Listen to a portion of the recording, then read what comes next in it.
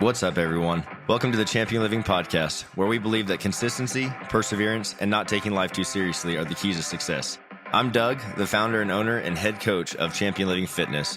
Each week, I'll be joined by my coaching staff with the vision of providing trustworthy information about fitness, nutrition, and mindset, and how this all applies to being a professional rodeo athlete, as well as people from all walks of life.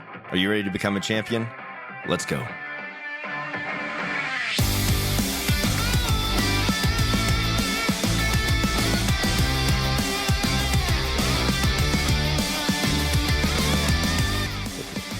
No, it's a good morning here, man. It's wildfires. It's so smoky here, but the sunrises and sunsets have been pretty epic. I bet. Like the moon last night. I don't know if you got to see it, if it was clear there, but I mean, it's pretty dang big right now. As it was coming up, it was stuck in that smoke, and it was like bright orange last night coming out of the mountains. It was pretty dope. Yeah, that's wild. Pretty dope, man. Yeah, I think over the next couple of days, it's supposed to be getting bigger. The moon is anyway. Over the next few days until it gets full.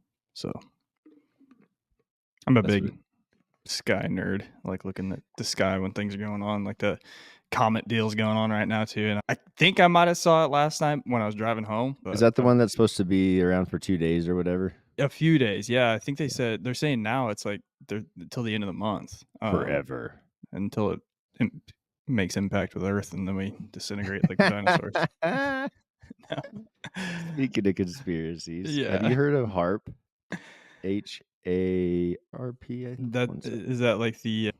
It's the study they're doing in Alaska. Yes, with the Northern Lights. I've heard like just a little bit about it. High Frequency Active Auroral Research Program. So they're studying the Northern Lights, and Fairbanks, Alaska is like the epitome, the epicenter of where Northern Lights happen in at least North America. And it's a little trippy when you think about it. We're not going to go into it. That's not what this episode's about. But being able to see the Northern Lights everywhere recently and for days on end. Yeah, it's been different. And then that thing firing up. I don't know. Tinfoil hats on, baby. Yeah. Stays on. But that was interesting. Weird stuff going on, man. It is, dude. It is. We need to start just a conspiracy podcast. I would love that. I'm not like I never was like a conspiracy guy, but man. Is it a conspiracy if it's true?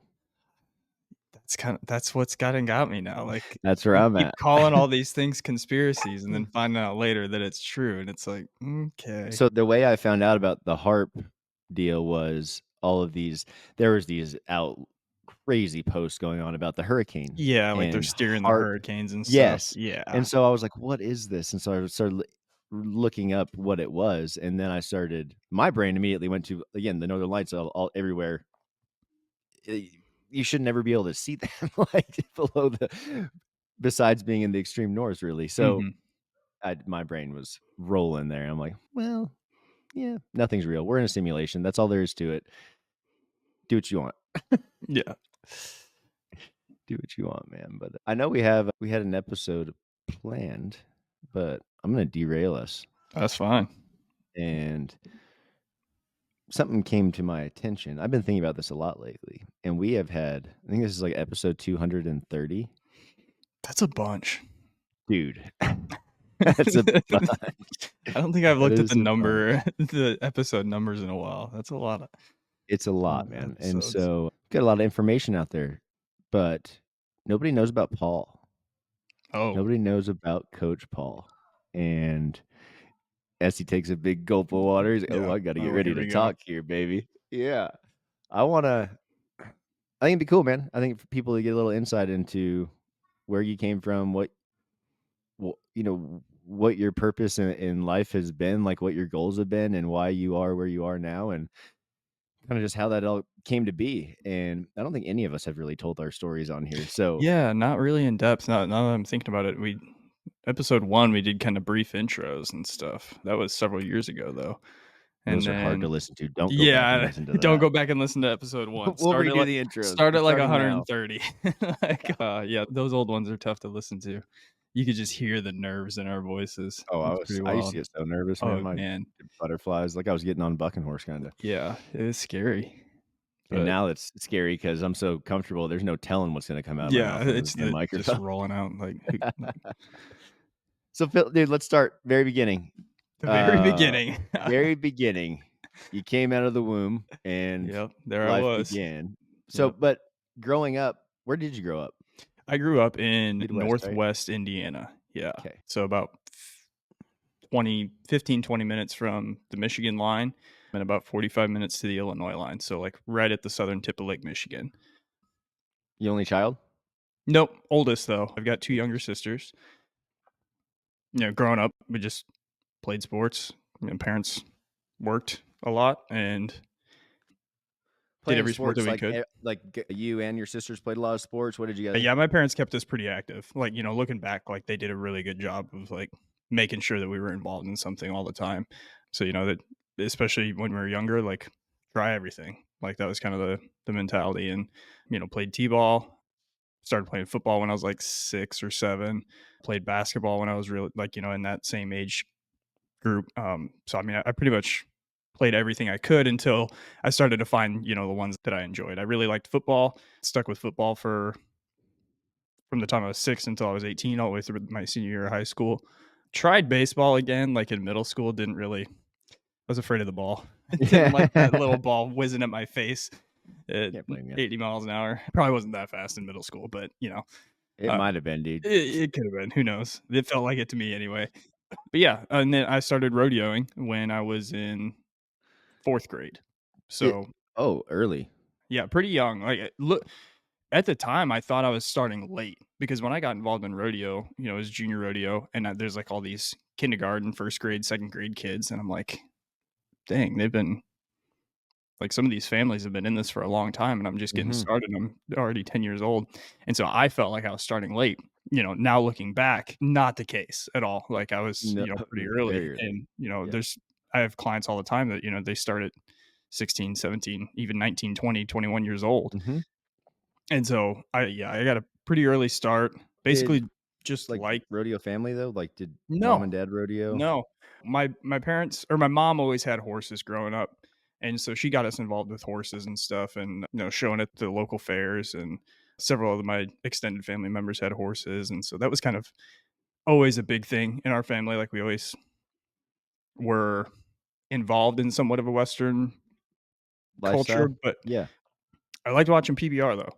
And I even remember like when I was very young watching PBR, like, I was like, this is fun to watch, but that's pretty crazy. I don't think I would ever do that. And then at 10 years old, kind of got the rodeo bug, found out that through a book at the library, actually, from my school library, there was a book about rodeo and there was kids riding steers. And I was like, oh, but I could do that. Like, they're not as scary as the big bulls are.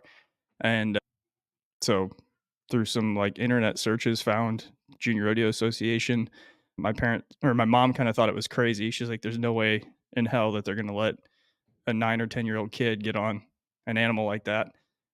So she calls the phone number, and sure enough, they do let 9 or 10-year-old kids do that stuff. And so I went to the first one and was hooked. Had Dude, like that's no cool. instructions. I was like wearing horse Yeah. riding spurs, a leather work glove, like and a mouthpiece. Borrowed everything else, and got about 5 minutes of a crash course right before I nodded my head. And yeah, I was pretty well hooked immediately. So Dude, I think that's how it went for a lot of us. I know Richie was the same, my brother. PBR was probably the biggest influence in JB. mhm. He freaking admired JB so much when we were kids and growing up, and he wanted to be the best bull rider. But that was the days of what Chris Shivers Yeah, and Chris Shivers was the big one for uh, me.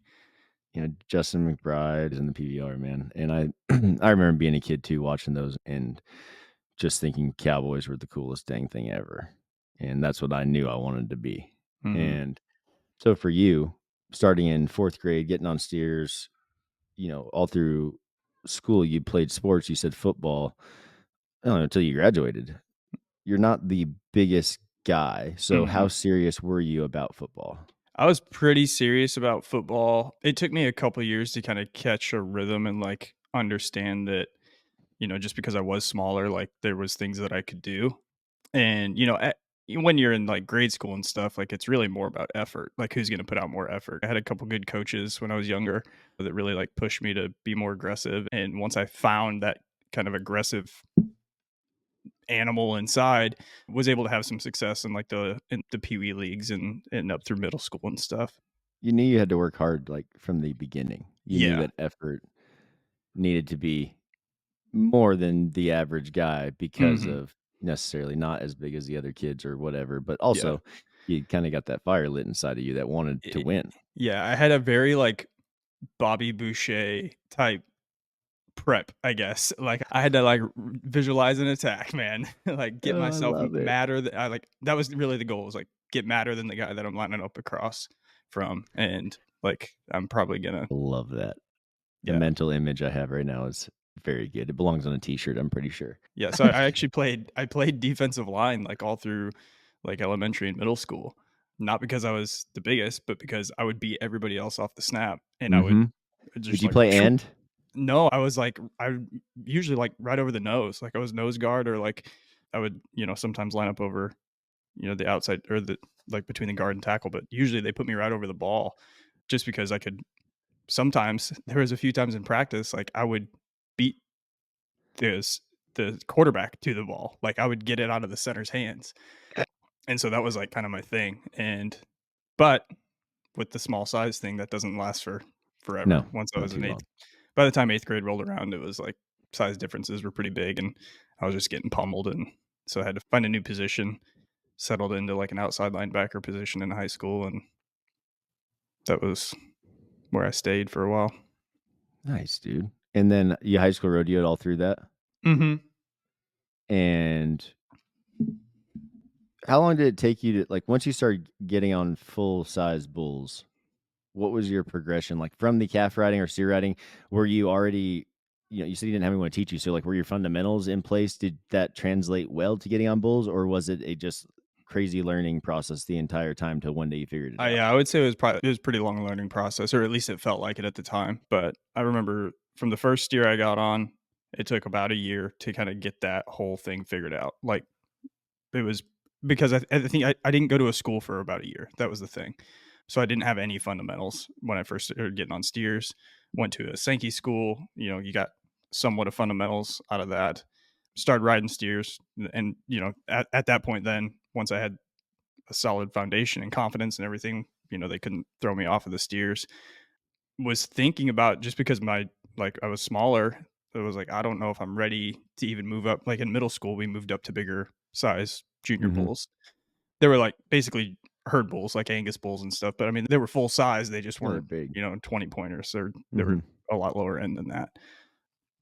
And so I was like, man, I just don't know if I'm quite ready for that jump. And then uh, did end up getting a mentor around that time, a guy that had ridden bulls, or at least he told me he rode bulls. I don't know. Like I don't know what his history was.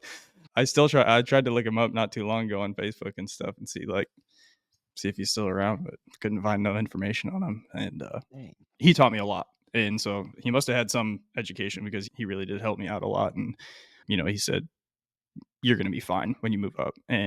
But again, moving up to the bigger bulls, it was about a year again. Junior rodeos didn't happen every single weekend, so the volume of animals that I was getting on was not very high.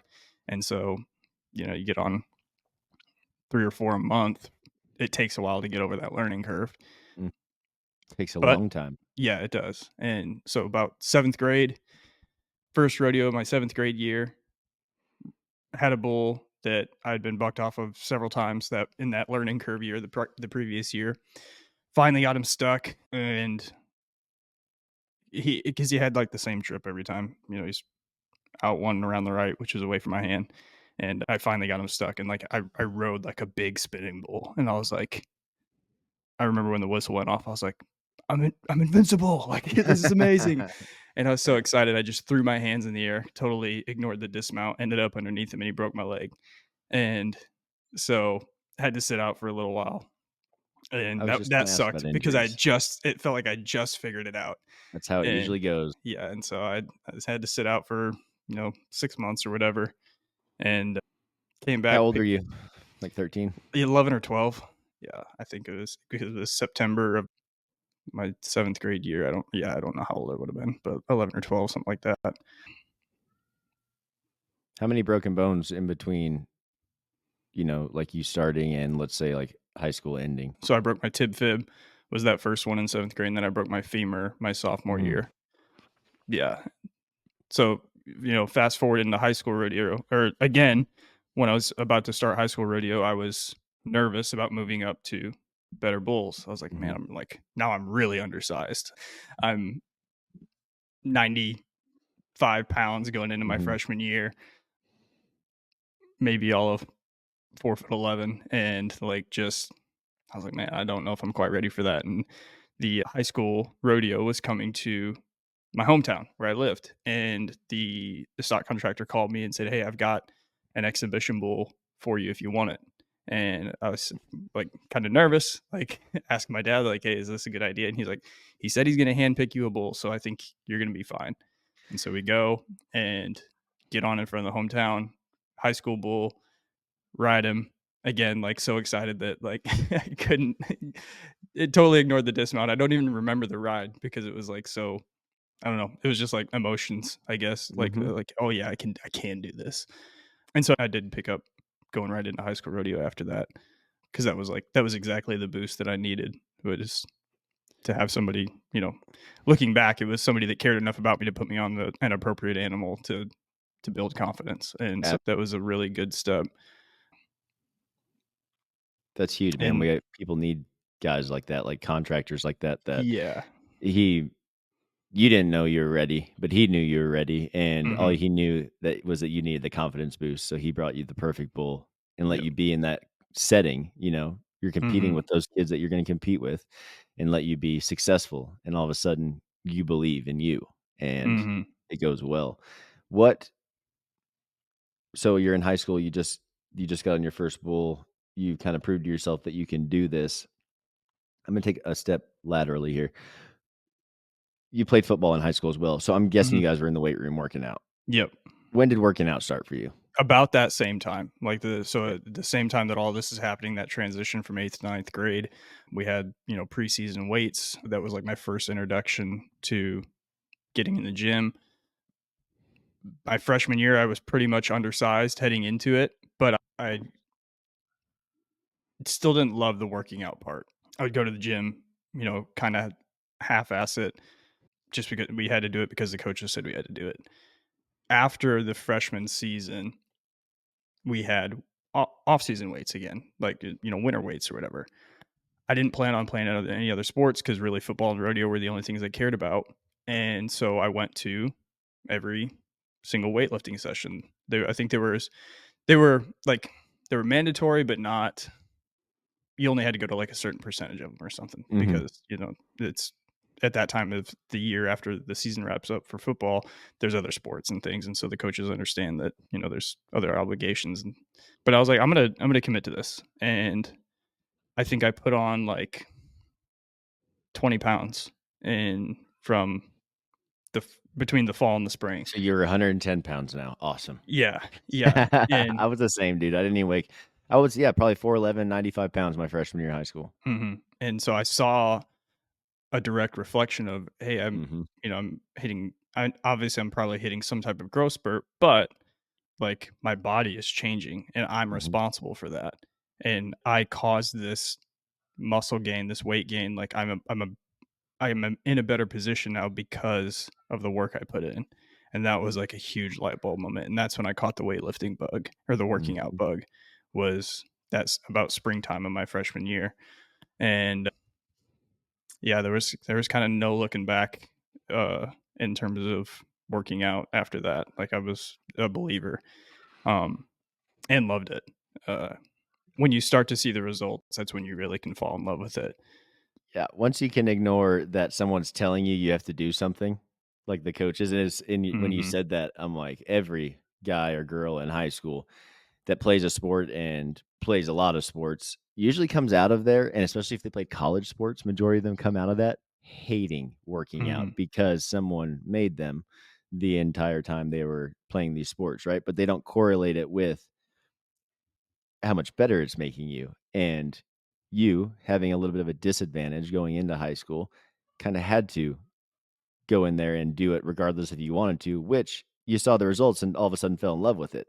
And I'm gonna Mhm. tell you right now, two broken bones riding bulls from 4th grade to through your senior year is an anomaly. Mhm.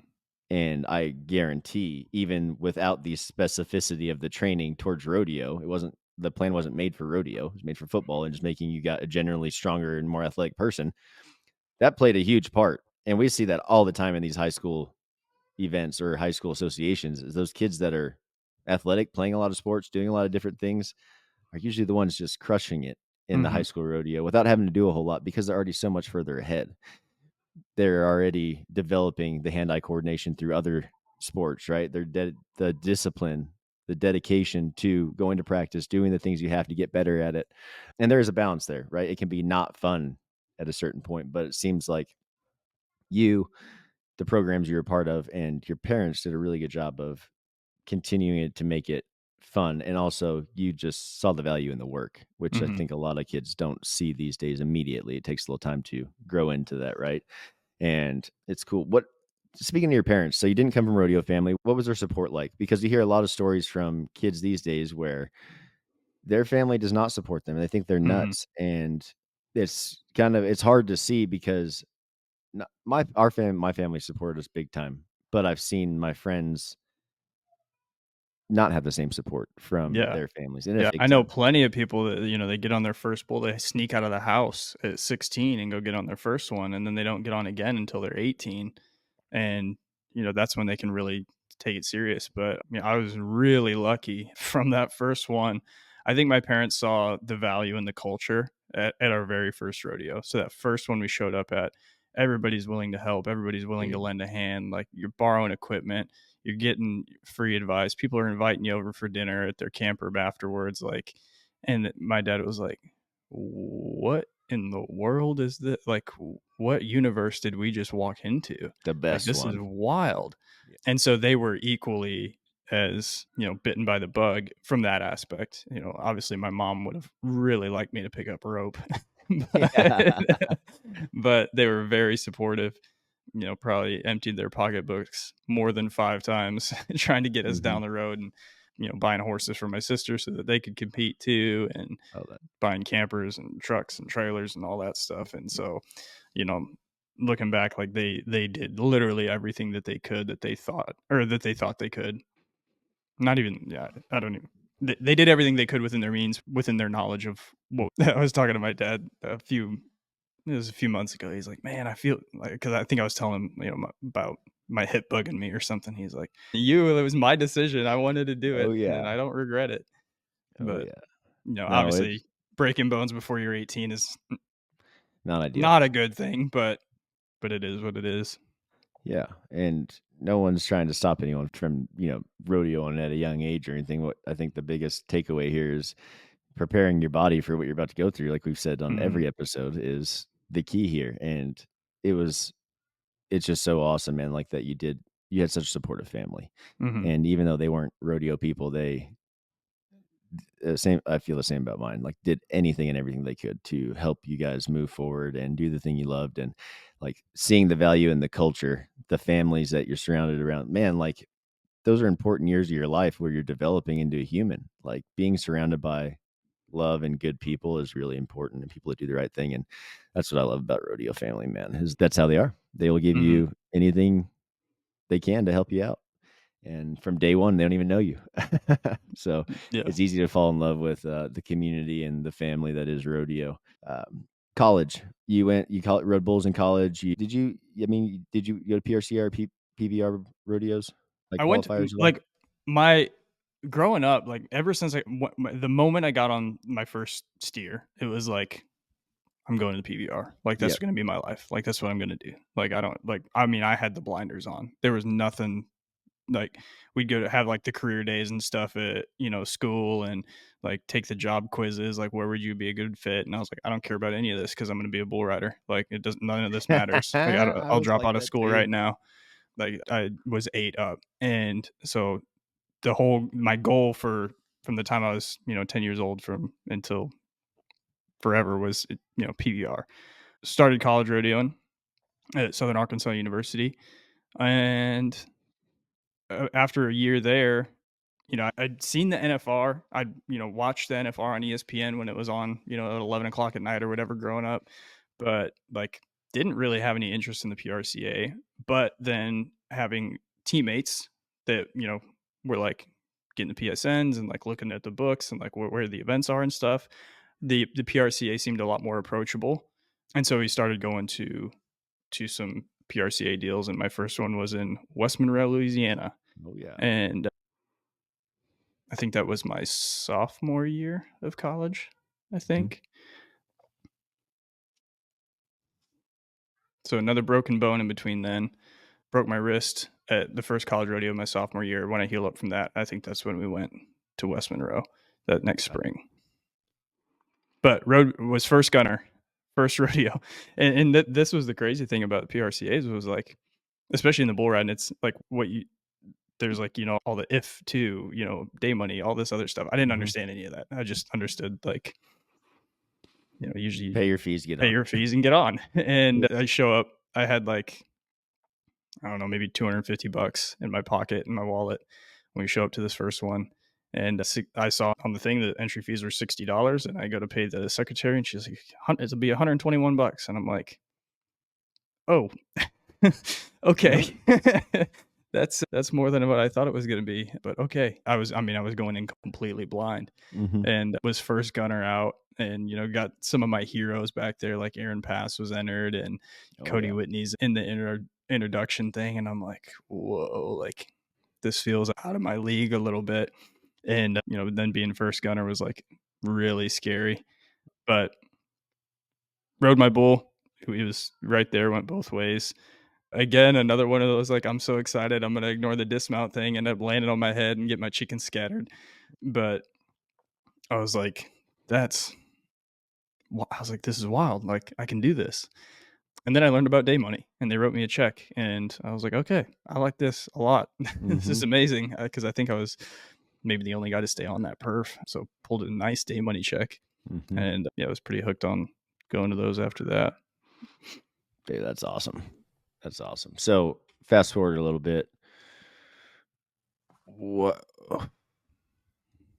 Like, you don't rodeo anymore, obviously. Mm-mm. You have a totally different profession. When did that start? Like, when did you decide you wanted to be a coach? Or how you wanted to help people? Yeah. So Logan actually invited me to help at a school in 2019. I had moved back to Indiana. It was supposed to be a very temporary move. Heather and I were going to move there, get married, and then, settle down back in Arkansas or, Tennessee, somewhere where we could be around the mountains and stuff. And we ended up getting pregnant right after our wedding. So we stayed in Indiana for a couple of years. So I was living in Indiana in 2019. Logan's like, hey, you're near Murray and we're doing this rough stock school. Will you come down and help with it? And I was like, yeah, that sounds awesome. And so I was helping teach the bull riding. And at the end of that weekend, like seeing all those like light bulb moments, like you tell a kid something that he's like needs to work on, he's doing wrong in the barrel, or he's setting his rope the wrong way, or he's tying his hand, whatever it was. And then he comes off his next one and he's like, whoa, that's what it's supposed to feel like. Like the high that I got from that was equal to, if not better than, being 88 points. And I was like, at the end of the weekend, I was like, I need to do this all the time. Like I could not stop thinking about it every night in the hotel room. I was like, this is incredible. And so I talked to JD, who was the coach there at Murray. He was, around that weekend. I was like, JD, like, how does a guy do this like all the time? Like, how do you do this for a living? And he's like, I don't really know, but Jeff Lee might know. And Jeff Lee's like big on the production side of things and a fantastic announcer. And so went to dinner with Jeff, and I was like, Jeff, like, I know you know how to put on rodeos and like what the logistics are and everything. Like, how do I put on rodeo schools and make a living? And he's like, I don't think you can. And I was like, that was like kind of a defeating moment. And I was like, dang, like I spent the last 3 days thinking like, I could do this. I could do this all the time and be jazzed up and love life and help other people. And he's like, man, I think you got to do it out of the goodness of your heart, because the way the finances work on it, like nobody was That's really making money. mhm. And I was like, so what do we do? And always had a passion for fitness, was hating my day job at the time. And I was like, I need to probably take a leap on this fitness thing, because there's a big gap there in rodeo, like where people aren't working out.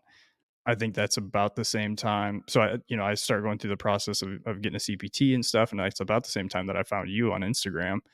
I'd seen CrossFit and all that stuff, but I didn't, really know what you were doing. And then spring of 2020, Logan says that he's getting his CPT. And I was like, oh, cool. And you had been posting about training rodeo athletes. And I was like, oh, so there's other people doing this stuff too. Like, this isn't like, I'm not the only one that's out here with this crazy dream, I guess. Dream, yeah. Yeah. And I think about a year after that, we got linked up. And yeah, that's a cool story. I gotta tell that. So I hated what I was doing for my day job. I was working construction. And it absolutely sucked. But like, bull riding wasn't paying all of the bills to support a wife and kids, so I had to have that on the side. Or it was more or less bull riding was on the side at this point, and I had a full time job and was not loving it. Really wanted to rodeo full time again and do the dang thing, but I knew that I needed to make a leap in some direction to free up some time. And I thought coaching was going to be a good option for that. Like, I could do both of those things simultaneously. Maybe coaching wouldn't pay me a whole lot, but I could make up for it with bull riding. And so that was kind of my mentality.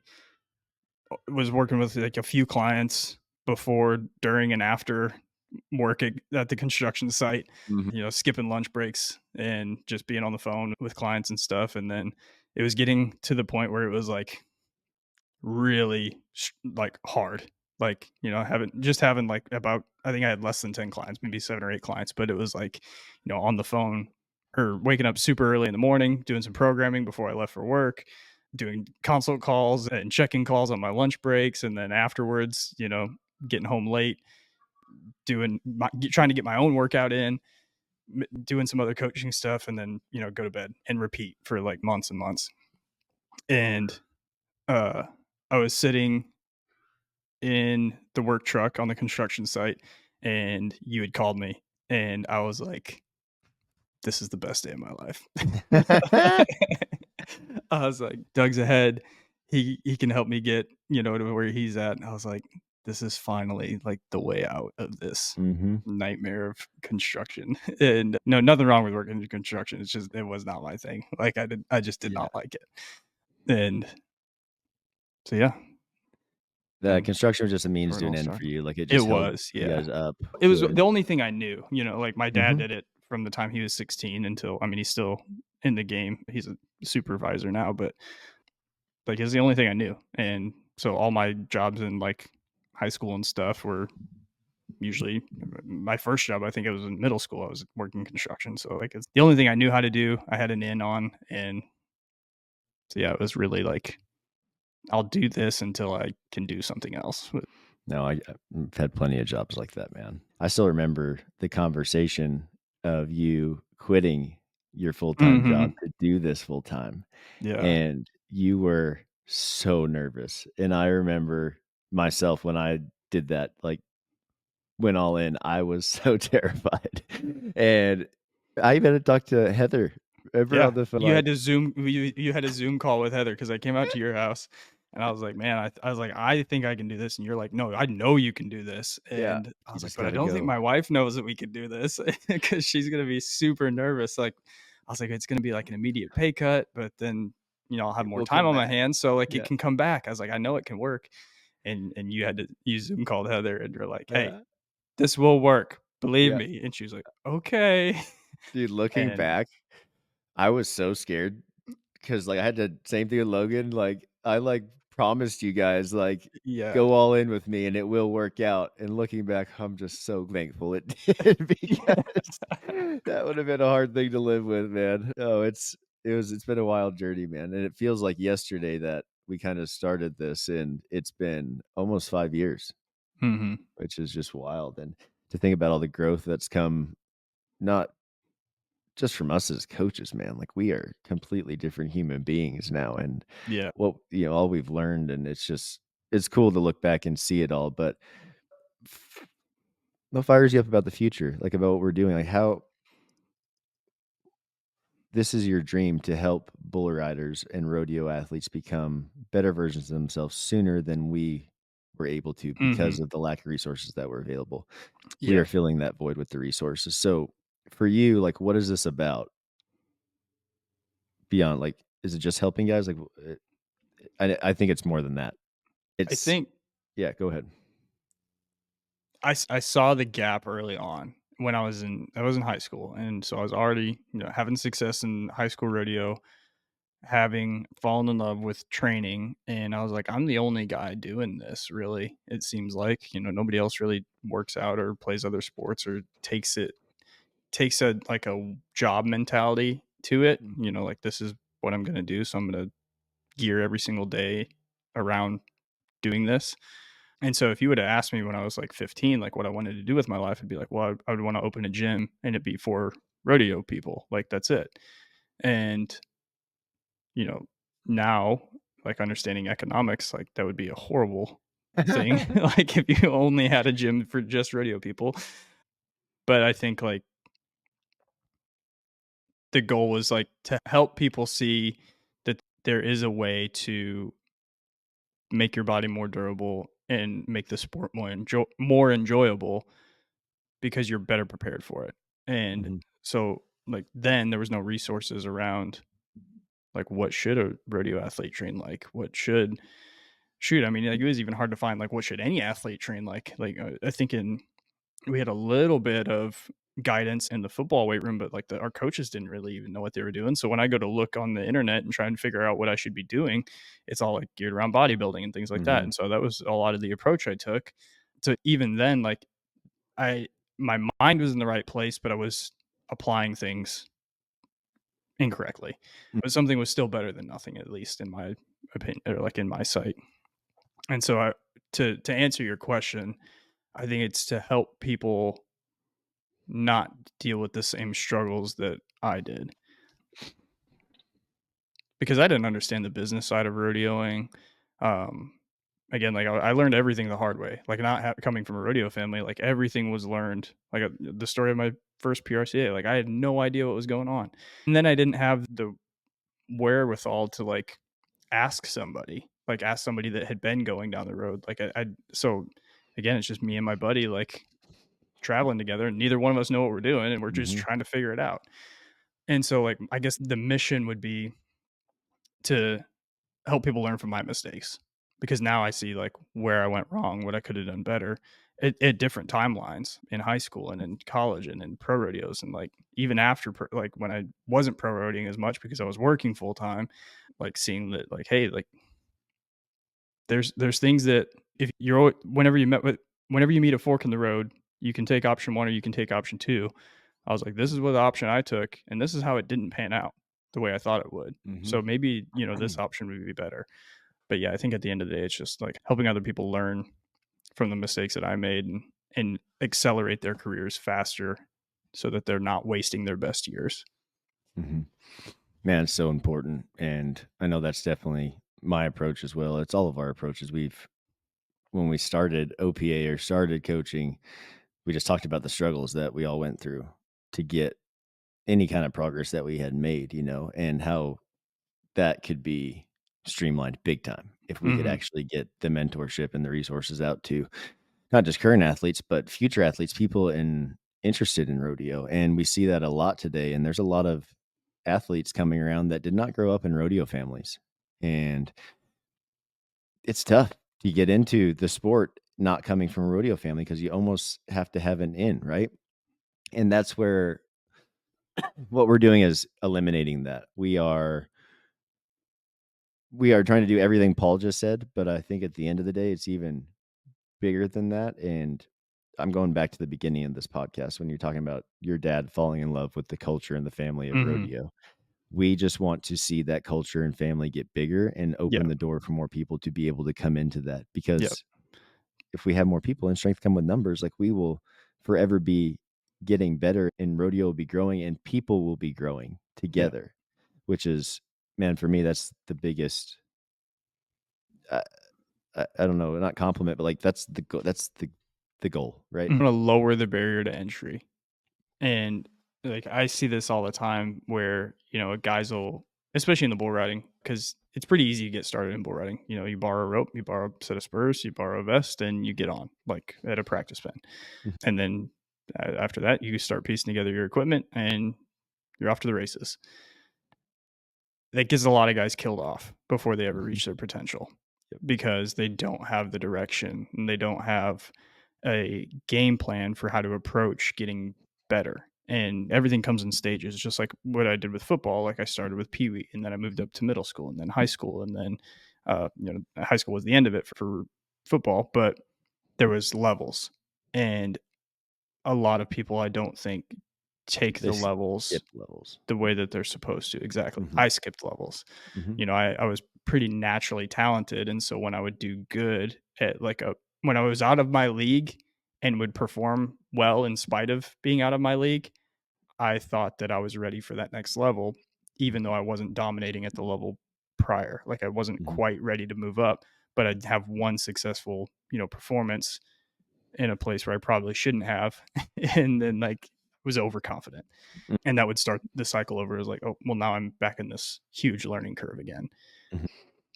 So yeah, There's I been a think level of professionalism that's been lacking from the approach to getting into yes. rodeo. Like, just like football or baseball or anything, like, you're not gonna be underprepared and still go do it. What I mean by that is, like, you're not gonna be a 14-year-old kid walking into your freshman year and be so out of touch with reality that you think that you're gonna go and be a star Hmm. in varsity, right?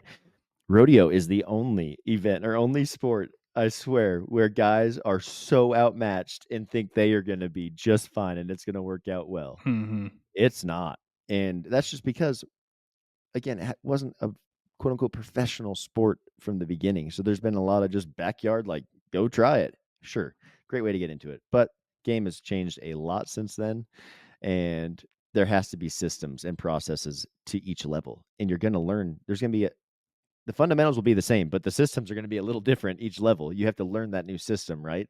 And so what we're doing is just trying to teach those systems quicker and be real with guys and girls that, like, this is not going to happen tomorrow.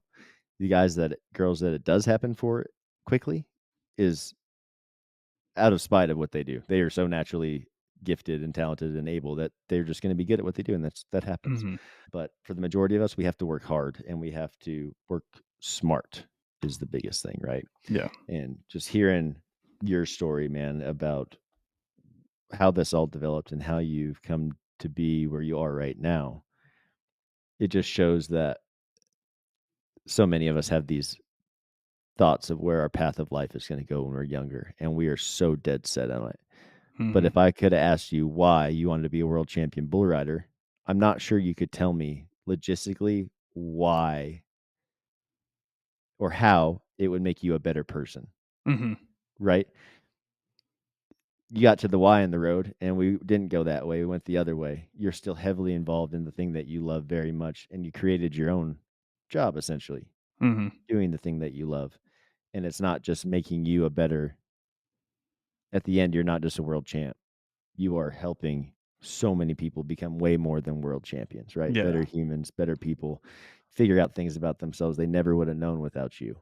And that's the biggest thing anyone can do for someone, I Yeah. think, man. So Yeah. And it's that cool. was a big, that was when it was time to hang it up, you know, it was, there was a hard decision because it didn't necessarily go out on my own terms and it was, like, this isn't, I still see like potential here. Like, should I keep rodeoing?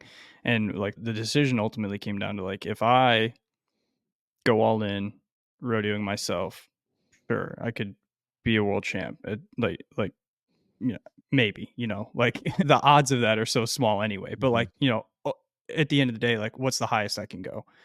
World champion, accomplish a lifelong goal, win some money. Like What are the that would be, trade-offs? yeah, but yeah, exactly. Like huge trade offs is what it would have been, especially at that stage of my life. I had two kids at that point and, had never I'd never even been close to the top 15. So it's like, this would be a huge stretch. Like, could I pursue it? Could I maybe get there? Like, sure, it's possible, but Mhm. like, that's a big stretch. And at the end of the day, like, you can only go as high as you can go. I said, like, but with the coaching route, I could be a part of an unlimited number of world champions. Like, I could help guys overcome the stuff that I went through faster, guide them in the right direction with their fitness, with their mindset, with, even just, daily life choices. And I could have a hand in multiple world championships. I could change multiple lives, not just mine. And so it really, it's, I never thought about it like this, but it was choosing selflessness over selfishness, I That is think. exactly dude, I'm sitting here thinking like, the ego is wrapped up so much in the things that we do because we identify as the thing, right? Mhm. I am a bull rider, like, that is what I do, and we see so many athletes, their career gets ended, unexpectedly, or it just comes to an end, and they struggle in a huge way, whether it's depression or just lost. They don't know who they are anymore because this one thing is gone, and you like you just said, making that choice of selflessness rather than selfishness was you took your ego out of the whole scenario, and that's what no, I mean, as humans, we need to do that more often Yeah. because it is so easy to think that you actually are that thing because your inner voice is telling you you are all the time. It's all you think about, it's all you talk about. But in all reality, that's not the case at all. You are here to help people. That is your biggest calling, right? Like that thing on the inside of you, that fire was still bigger to help that kid make that other round on that bull or make it 7 seconds or 8 seconds or have those breakthroughs that you chose that. And it's not in today's society, that's not the most like glorifying thing, right? Most people would Mhm. want to be the world champ and say, F it, I'm going to sacrifice everything to chase this dream. You only live once, which I get. But also, there is a time where some common sense comes into play and Mhm. looking at the future and realizing that all this doesn't just have to go away. You can make your own thing, Yeah. right? Like you did or we did. And the sport of rodeo didn't go away. I think you're probably more heavily involved in rodeo than you were when you were riding Yeah, for sure. next generations of guys, and you're creating a culture with your coaching and the group that you have set up, the community. Like there's never been anything like that for the sport. Mhm. So what you're doing is just it's it's creating another path, man. You're Mhm. trailblazing like we have been Yeah. from the beginning, and it's cool to see. And that's kind of exactly why I want to do this episode with you, is because we've never sat down and chatted about you. And like, yeah, you're a great coach. Everyone knows why, how, Mhm. like, where did this all come from? And to get the story laid out there is, I think, going to be really, man, hopefully help some people with if they're struggling with moving forward with whatever, if it's rodeo, another job, whatever. But like, your whole story is badass, man. Like, come from a great family, supported you to take chances in your work as an adult. And like, you quit a full time gig that you knew would pay you. It wasn't paying you what you wanted, but to get what you wanted out of life, Mhm. to take chances. And my way I want to end this is all those times I've ever felt scared of doing something is my usually immediate signal that I need to do that, Yeah. because I don't get fear from things I don't shouldn't be doing. I F that, I shouldn't be doing that. I'm not doing it. Yeah. I get scared because of it's a big change and the possibilities that can happen from it, right? Usually freak me out. And most of us don't believe in ourselves enough to take a chance on ourselves. Mhm. And the funniest thing about this is you never will until you start using that muscle more. Yeah, Take that chance exactly. more. You That's will fail. exactly it. It's okay, but And I've you had to will I've learn. had to flex that muscle a lot more in the last 4 Yep. years than I had even, Oh, even growing up. Like, it seemed like I was always faced with hard decisions, whether rodeo or school or growing up, but, now it's even more so. And to kind of, summarize what or, piggyback off of what you said, a guy told me the other day, like, the thing that's causing you the most stress in your life is your biggest opportunity for growth. And, I can look back on every fork in the road in life, and like, that was true for every single one of them. And sometimes we take the easy way out and we don't pursue the things we want to do. And sometimes we put our head down, make a plan, and get to work on the hard stuff. And it's funny when you start working on the thing that's stressing you out, the stress goes Stress away. goes away quickly. Mm-hmm. Yep. And even if you're not like making headway and necessarily, Yeah. you're just working on it, Just you will feel executing the so plan. much better about it. And usually I get so far buried into that thing that even when I run into roadblocks, I've gone way too far to turn back. I'm going to make this work, Mm-hmm. And it's so funny, like the first year of business, like making all these promises, not only to myself, but to you and your family and Logan and his family. And I had a ton on my plate and we blew it out of the water. We had the best year we've ever had, like really looking at it all. And I thought there was never going to be another day that would be Yeah. a problem. Like it's going to be the easiest days ever. And we've been doing this again, going on 5 years. And this has been, as a business owner, my toughest year.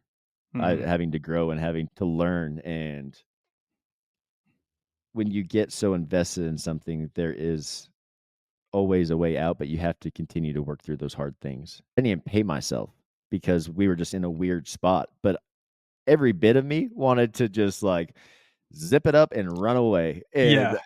I need to go get a 9 to F this. Like this is not working. And that was not an option. Yeah. I'm way too far invested. And so I knew that I needed to suck it up. And I've been here before. Dude, when I owned a gym when I was 23, I'm talking about dollar to penny each month, Mm-hmm. like on bills and just living. And I was free as a bird and happy as could be. Mm-hmm. Flash forward 10 years and you're like, I've been here before, but why was I so happy then? Why Yeah. was I so chill and didn't care? And I just had never, the success wasn't the thing that was keeping me going. The fire to help people and do the things that I want to do is what was keeping me going. And that just really fired that up in me again. And like these hard times are going to happen, but that's just life. Like just keep Mm-hmm. going. And there is an end in sight to change some things and work around them. And you have to grow as an individual. That was cool, man. I'm glad we did this and I appreciate you Yeah. telling, your story, where you come from and why you're doing what you do. And hopefully people will understand even more why I'm so proud to have you on our team, man. Yeah. Appreciate you, man. Yeah. Got a big shout out to one of our sponsors, Hui. Their fall line has just dropped. It's dope. Their new lids are sick. The Western original hat has like the Indian headdress skull. I always do this. I get my favorite hat from them and I wear it everywhere and I ruin it so fast. I brought it hunting and I was so stoked because I love the hat. I'm like, this is my lucky hat. Obviously didn't turn out to be lucky, but I have just sweat stains and trashed it. And I'm so sad because I just want to keep wearing it, but I wear it in public and people are like, what is that thing on your head? But check Yeah. them out. The Western Original lid is dope. Their new clothes are sick. We're rocking them all through Vegas. So check them out. GetYourHui.com. Use our discount code Champion Living. Save you a nice little amount on your checkout. But check them out, guys. They are, again, new line just dropped. Get ready for Vegas. Check us out again. We're going to be at the Westgate Hotel, baby, and Casino, December 5th through the 15th. We're going to be doing our show live at their iBar, 10 a.m. every morning. You can catch us. You can watch us live, get a drink. 10 Whenever you a.m. in want, really. Vegas. That's Well, you a might even fair catch me game. drinking a couple times on these shows. But it's going to be awesome. We're fired up to be there. We'll be part of their watch party as well. They have it's called the Cabaret. Right when you come in through the lobby, you just take a right around the iBar. Where we will be performing, and you'll go in there, and we're gonna be doing some stuff with Skip and what is his co-host name? Guy, yes, big and little. It's hilarious. Yeah. It is a highly entertaining show, and man, the crowd is always so great there. They give away tons of free prizes, give away rifles, like it's crazy, hats, boots, all kinds of stuff. So if you don't have a place to stay, check out the Westgate Hotel and Casino. Get your rooms booked. We will be there. We'd be happy to hang out with you guys. Sit down, have a drink. Paul likes to drink a lot more in Vegas. Yeah. It's so funny because like I don't drink at all, but we get to Vegas and I am the worst influence on everybody. Yeah. Except for Logan. He just prays for me, I think. Yeah. Logan stayed strong last year. He did. I was proud of that guy. He did. So I just did had not the stay as dads strong. there. No, we got the dads involved. Yeah, especially when the great dads time. showed up. Yeah, we had so much fun. It was great, man. But anyways, as you can tell, we're looking forward to it. We can't wait to be there. Check out Hui, check out the Westgate. And guys, until next time, we'll catch you later. Y'all, if you're having trouble sleeping or you've got really achy muscles, Power Pro CBD has teamed up with us to bring you their tinctures and their warming lotions. Guys, these have been a crucial part of my nightly routine. Y'all can check them out at PowerPro, PWRpro.com. Use our discount code ChampionLiving, all one word, to save you a good chunk of discount. If you want to learn more about our coaches and program options, make sure to swing over to our website at www.championlivingfitness.com. You can fill out the Become an Athlete form to set up your free consultation and have all your questions answered by a coach.